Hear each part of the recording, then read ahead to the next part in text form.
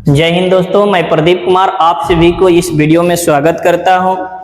चलते हैं आपको इस वीडियो में आज हम प्रासरण की प्रकार के बारे में चर्चा करेंगे, समझाएंगे। आप लोग थोड़ा अंत तक बने रहेंगे कि प्रासरण की घटना तो जान चुके हैं, लेकिन प्रासरण कितने प्रकार के होते हैं इनके बारे में जानेंगे कि प्रासरण आखिर कितने वर्ग में इसको आप वर्गीकृत किए हैं। तो चलते हैं, हेडिंग लगाएंगे आप सब।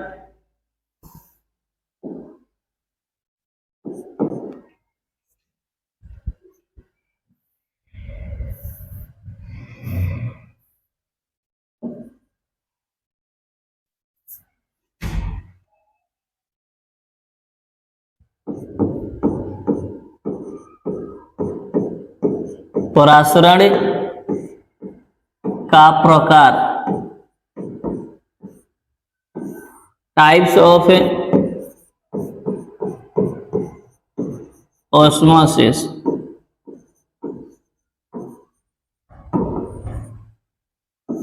प्रासरण के प्रकार कह रहे कि प्रासरण मुख्यतः 3 प्रकार के होते हैं। प्रासरण मुख्यतः कितने प्रकार के होते हैं? 3 प्रकार के होते हैं। कितने प्रकार के बाबू? कह रहा है सबसे पहले कि अंतः प्रासरण। अंतः प्रासरण कौन सा प्रासरण? 2 नंबर में कह रहा है आपको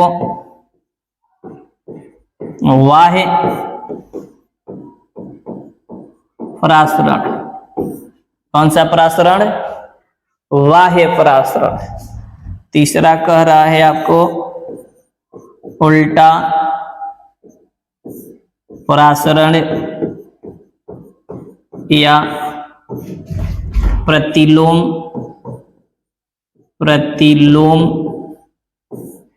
प्रासरण। प्रतिलोम प्रासरण। तीनों को बारी बारी से हम समझेंगे। थोड़ा सा ध्यान देंगे आप लोग कि अंतः प्रासरण क्या है, बाह्य प्रासरण क्या है। एक यह अंडा ले लिए, अंडा की कवच को हटा देंगे तो आपको बच जाएगा अंडा के बाहरी भाग में झिल्ली बच जाएगी। क्या बच जाएगी? उदाहरण से समझेंगे, आपको 2 बता देंगे। तीसरा का जो होगा आपको समुद्री जल में हम लोग करते हैं उल्टा प्रासरण का उपयोग, नमक प्राप्त करते हैं उल्टा प्रासरण से। तो चलते हैं कि अंतः प्रासरण क्या है। तो अंतः प्रासरण को समझने के लिए हम क्या किए कि एक अंडे को लिए। किसको लिए? अंडा को लिए। किसको लिए? और अंडा के ऊपरी कवच को हटाकर, अंडा के ऊपरी कवच को हटाकर अगर जल में डुबो देते या जल में डाल देते। किस में डाल देते हैं यार? जल में।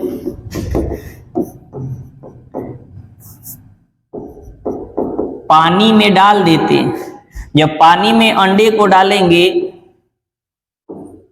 अंडा के कवच को हटाकर, तो अंडा पानी को अवशोषित कर, अंडा अंतः प्रासरण के कारण पानी को खींच लेगा। खींचने के बाद आकार में बड़ा हो जाएगा, जिसे अंतः प्रासरण कहते हैं। कौन सा प्रासरण कहते हैं? या आप इसको और आसानी से समझ सकते हैं, घर में किशमिश के 4 दाने ले लेंगे और ले करके पानी में डाल देंगे। पानी में डाल करके कुछ समय के लिए छोड़ देंगे। छोड़ेंगे तो वह पानी को ग्रहण करके अवशोषित करके फूलकर आकार में बड़ा हो जाएगा, नीम की बीज की तरह लगने लगेगा।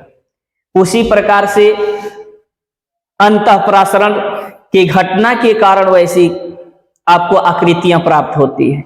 अगर आप बाह्य प्रासरण को समझना चाहते हैं तो उसी किशमिश के दाने को लीजिए जो आप पानी में फुला लिए, और एक प्लेट में नमक को रख लीजिए। एक प्लेट में किसको रख लीजिए?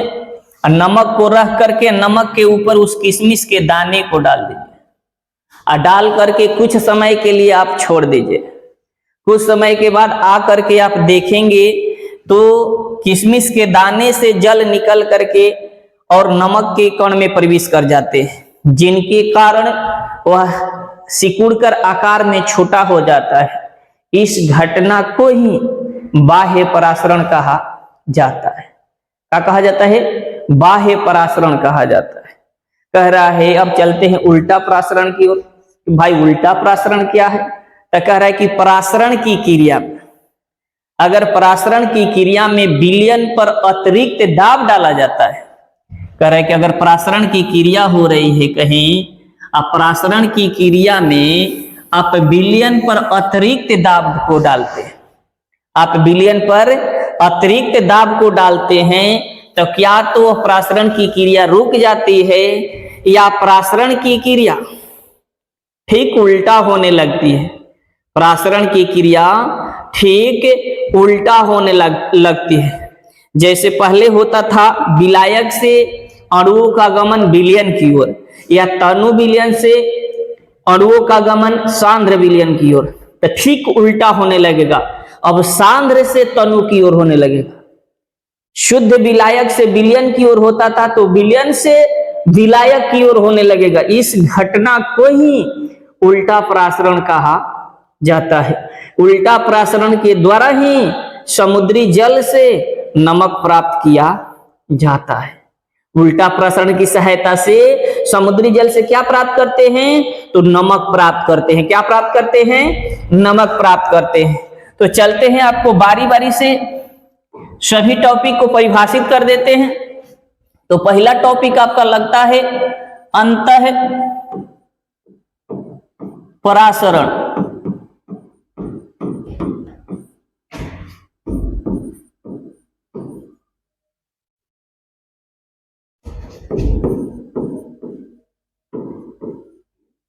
Indo osmosis. इंडो ओस्मोसिस वैसा परासरण, वैसा परासरण, वैसा परासरण जिसमें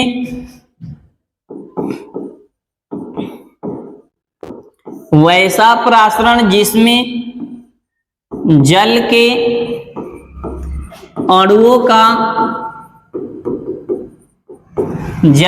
अणुओं का प्रवाह बाहर की ओर होता है, बाहर की ओर होता है,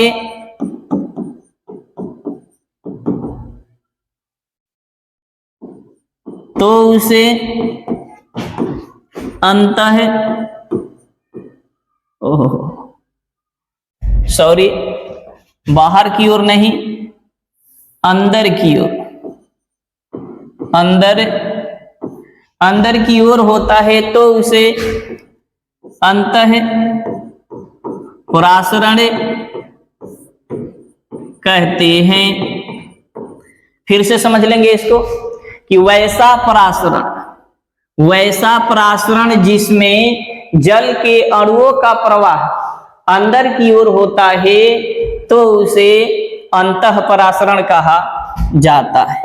इसको एग्जाम्पल से डिफाइन करेंगे कि जब अंडे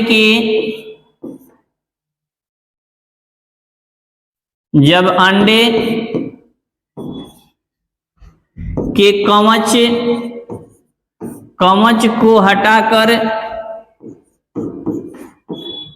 अंडे की कवच को हटाकर जल में डाला जाता है,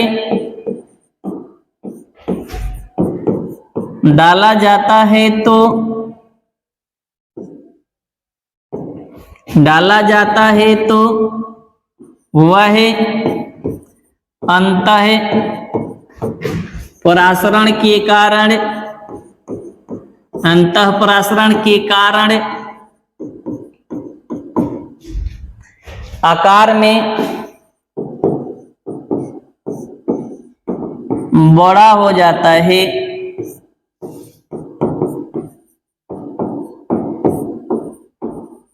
आकार में बड़ा हो जाता है। फिर से समझ लेंगे दोस्तों कि वैसा परासरण जिसमें जल के अणुओं का प्रवाह अंदर की ओर होता है, तो उसे अंतः परासरण कहा जाता है। अंतः परासरण को दिखाने के लिए आप क्या करते हैं कि अंडे के कवच को हटाकर जब जल में डालते हैं तो अंतः परासरण के कारण वह फूलकर आकार में बड़ा हो जाता है। चलते हैं दूसरा टॉपिक आपका होगा,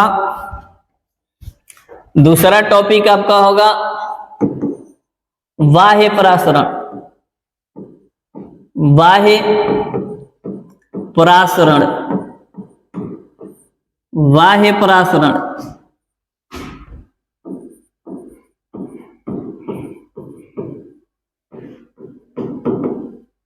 बाह्य परासरण कह रहे कि वैसा परासरण, वैसा परासरण जिसमें, वैसा परासरण जिसमें जल के अणुओं का प्रवाह बाहर की ओर होता है, बाहर की ओर होता है, तो उसे उल्टा परासरण कहते हैं। उल्टा परासरण कहते हैं। इसको भी आप एग्जाम्पल से दर्शा सकते हैं कि जब अंडे की कवच को, अंडे की कवच को हटाकर नमक के संतृप्त, नमक के संतृप्त विलयन में डाला जाता है तो वह बाह्य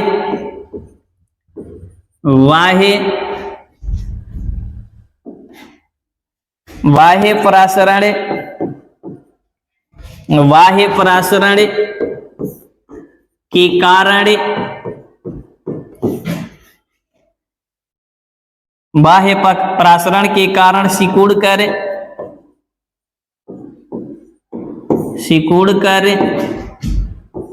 छोटा हो जाता है। कह रहा है कि बाह्य परासरण को कैसे समझेंगे भाई, तो कह रहा है कि वैसा परासरण जिसमें जल के अणुओं का प्रवाह अर्धपरागम्य झिल्ली से बाहर की ओर होती है तो उसे बाह्य परासरण कहा जाता है।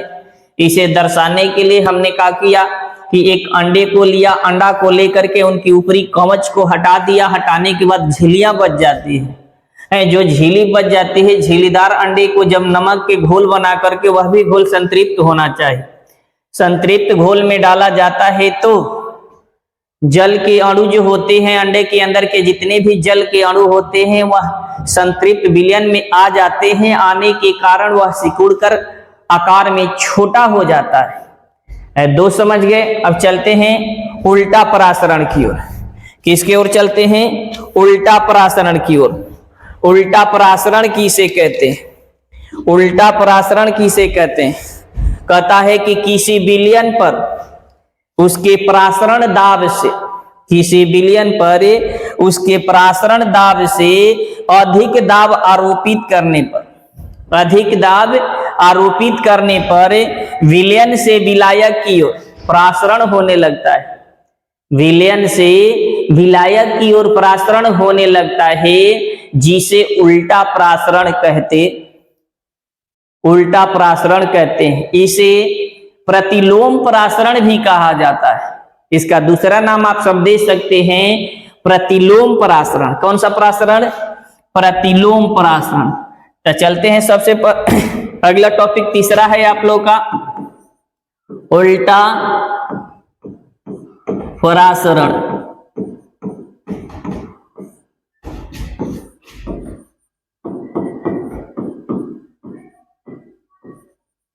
रिवर्स ऑस्मोसिस,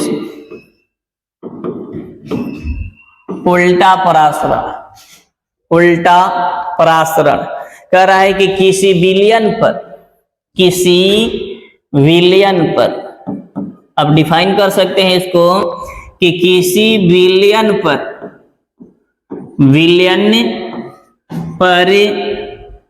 परासरण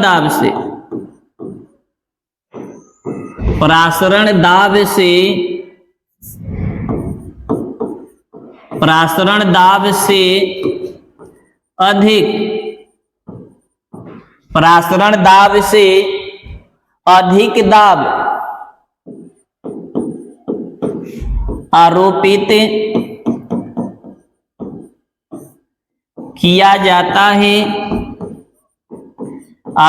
किया जाता है तो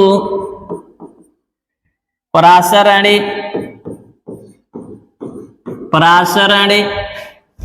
विलयन से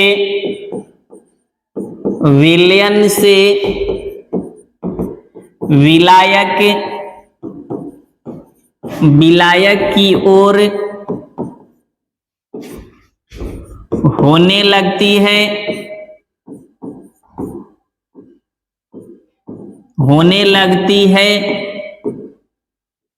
जिसे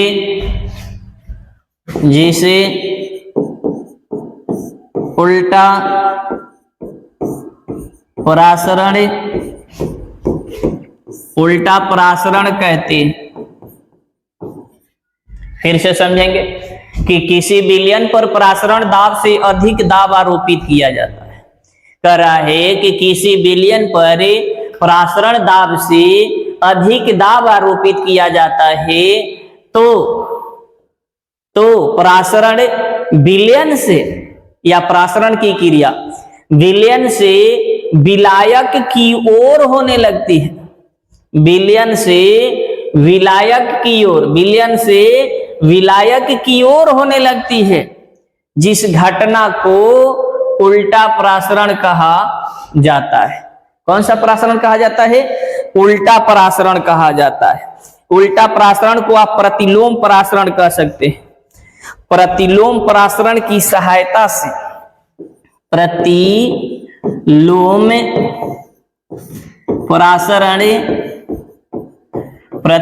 परासरण की सहायता से जल का शोधन किया जाता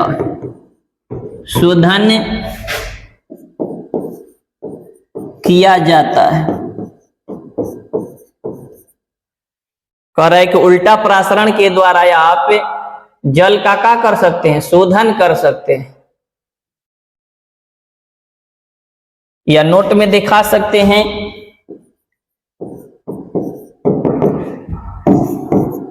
समुद्री जल से उल्टा परासरण के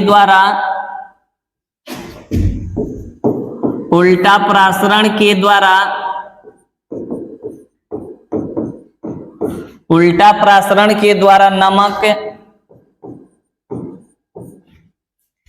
प्राप्त किया जाता है।